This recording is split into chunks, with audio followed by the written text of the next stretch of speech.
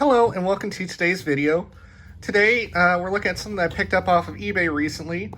I just saw this random little commemorative set for the chase for 62 when Mark McGwire broke the single season home run record. It was a couple of bucks on eBay and it seemed kind of interesting, and I like looking at these weird or unique kind of things with baseball cards, so I figured I'd go ahead and pick this up and take a look at this. So there's a little bit better packaging inside this box than originally, but I went ahead and pulled that out because it wouldn't fit once I put all the penny sleeves on it, because these cards were sticking together like crazy. So got them all separated out into the penny sleeves, so it's a little bit easier to go through them all. But yeah, so we'll just start off looking at this first card. Yeah, it's a really nice looking design, really nice looking card. You got Mark McGwire, chase for 62 up there. They all have this headshot of him. And then you have some really, really gorgeous photography here with these, the main photos on each card. Really nice looking, really clean looking photos here. On the back of each card, it gives like a little blurb here talking about some aspect of his chase for 62 home runs. And then it also down here has what they call a Big Mac fact, which I love the name for that. It's a silly little thing, but I do like how they have that here. But so it's a 30 card set, although there's two other cards, and I'll talk about that after I get through this. But yeah, so nice looking card. First card talking about his first home run of 98 was a grand slam on March 31st, which made him the first Cardinal to ever hit a grand slam on opening day. And then going through, we got card number 2 here. On April 2nd, the Cardinals got their second straight win, and McGwire hit a game-winning 3-run homer in the bottom of the 12th inning.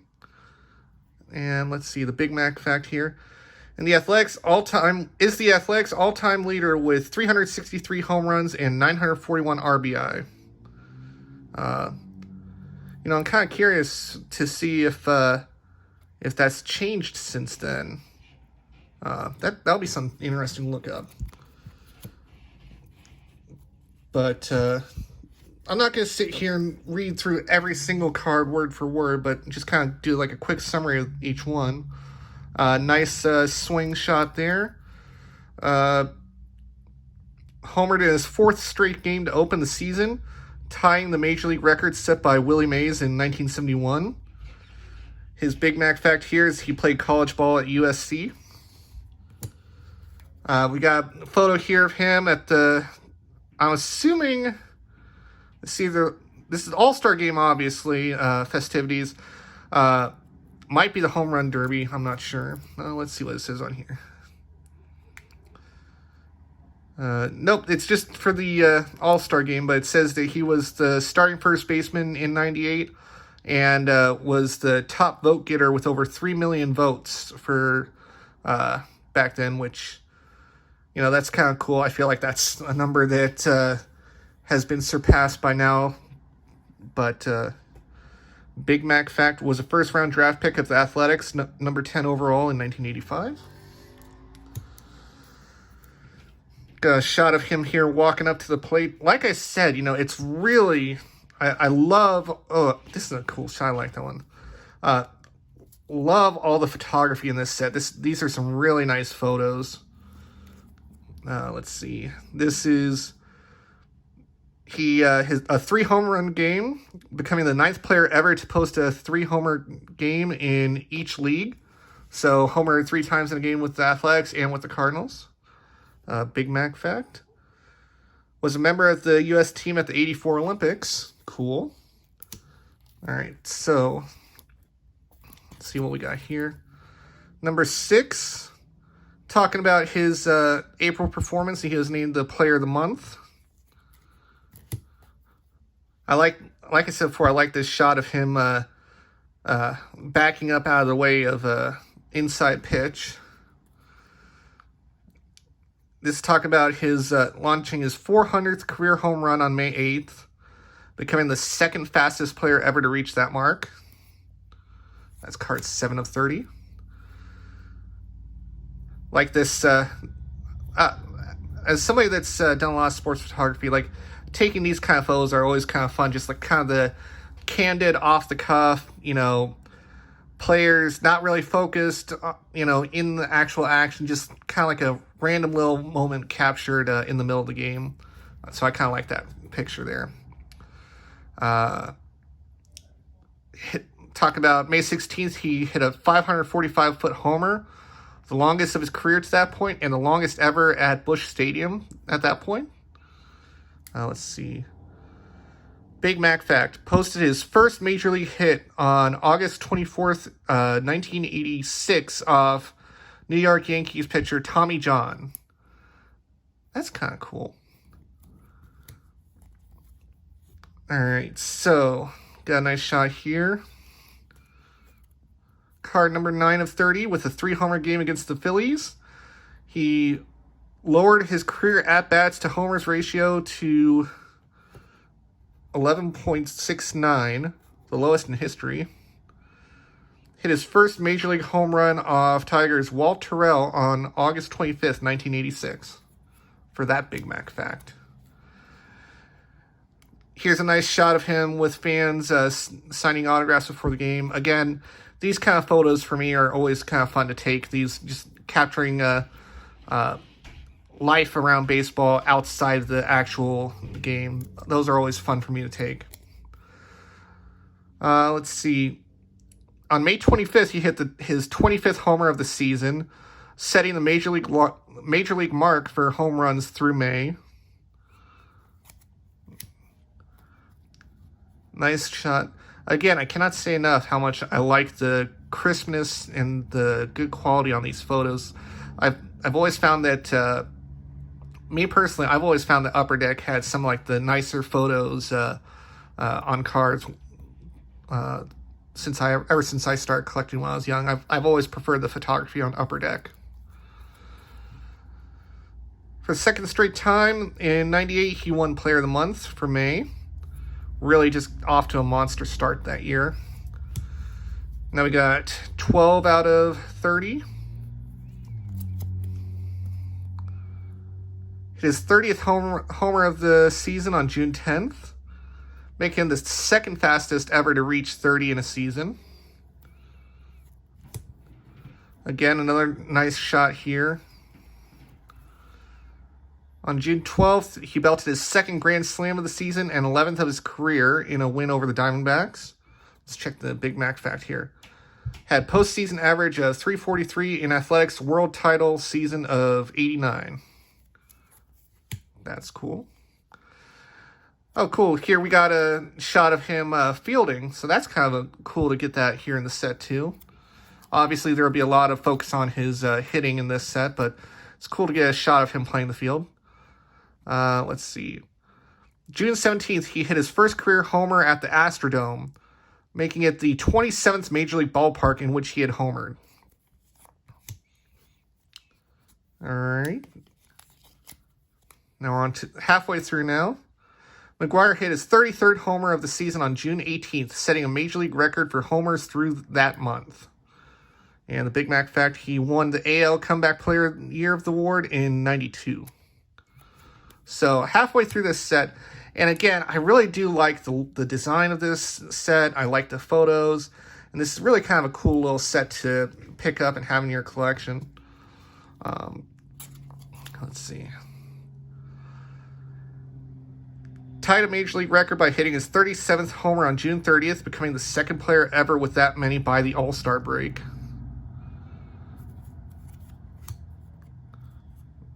Another nice shot here. Watching, I'm assuming he has to be watching a home run leave the park. 17 out of 30. McGwire's 2 homers on July 12th gave him 40 in 281 at-bats and 90 Cardinals games, both setting Major League records. Big Mac fact, hit his 269th career homer on September 14th, 95, breaking the Oakland career record. Again, I honestly can't think of any Oakland players that would have set that record since he played. I would not be surprised if it's been broken, but I'm kind of curious. I'm going to have to look that up now to see more about that. Another defensive photo of McGwire in this set. 18 out of 30. Had another multi-homer game on July 17th, bringing his season total to 42, a major league record for homers through July. Looks like a celebration photo there, reaction photo there. McGwire's blast versus the Padres was at 458 feet, the longest homer ever hit at San Diego's Qualcomm Stadium. Let's see. Hit the 9,000th home run in Athletics history on May 28th, 96. Oh, that was on my 3rd birthday. Huh. That's kind of cool. All right, so got another shot here, him stepping up to the plate. The Cardinals' single season record for homers was broken on July 26th when he hit his 44th in a victory over the Rockies. Getting down to the final stretch on this set here. Nice shot here.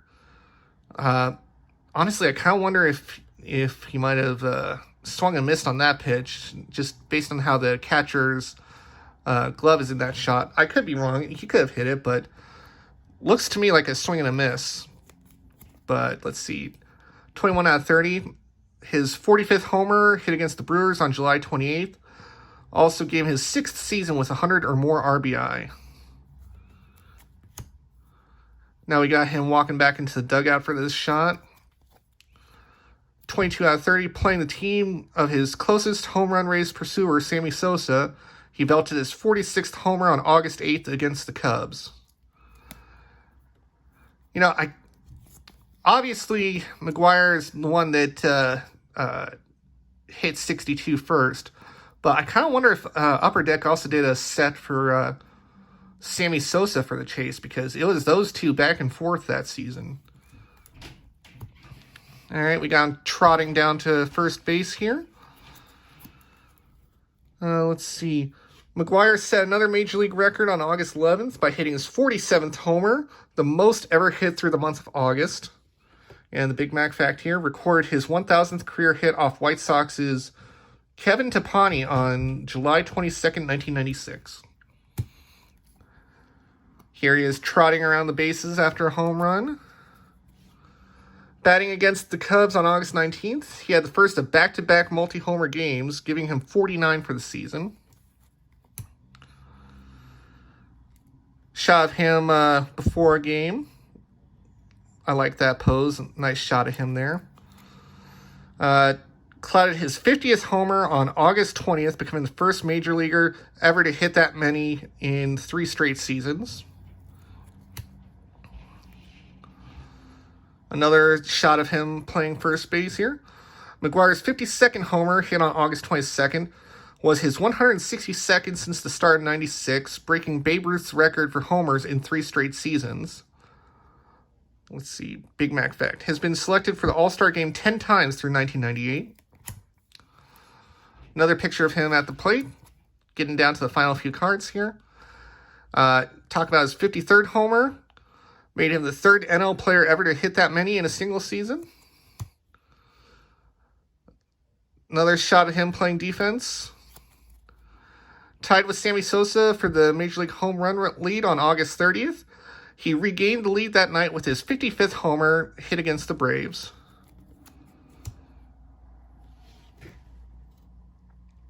Trying to see if doesn't look like the ball is quite in the frame there, but still mid-swing. Nice shot here. McGwire broke the NL single-season record for homers on September 1st with his 56th and 57th home runs. Big Mac fact, his brother Dan is a former NFL quarterback.